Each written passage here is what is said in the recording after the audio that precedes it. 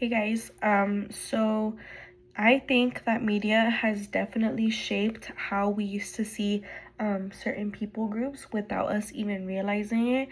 I remember growing up, I would watch a lot of shows or movies where specifically Latina women were portrayed as loud, dramatic, and I feel like this word is used a lot to describe Latina women, spicy.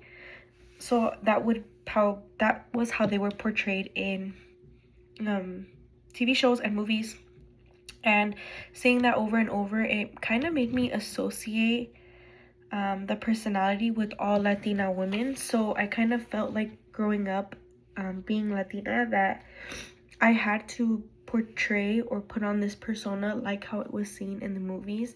And it just created a lot of confusion until I grew older and I realized how much of that came from media tropes and it wasn't real, because I would see people around me, like family members or people that I knew, and they weren't acting loud and spicy and dramatic just like in the shows. So that was when I was able to understand that it was all just media tropes.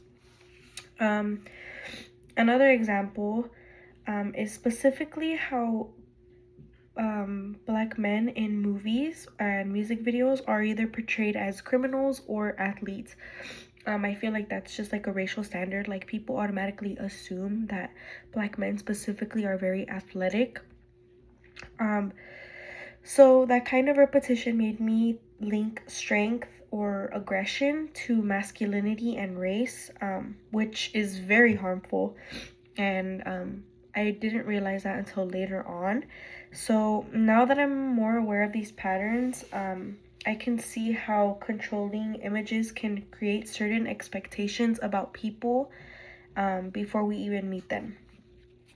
So, a more subtle one I recently have noticed is everyone's beauty standards. I feel like that's really in and trendy, is like you have to keep up with the beauty standards, especially for girls.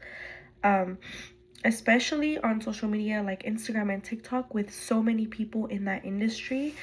Um, it's definitely made me compare myself to filtered or edited images that are realistically, that are honestly not realistic. There we go. They're not realistic. Um, those are just beauty standards that really no one can attain, because it's like we're editing them and getting all this work done to look like the filter, but that's not genuinely us. um so these beauty standards condition people, especially young women, to think they need to look a certain way to be accepted or attractive.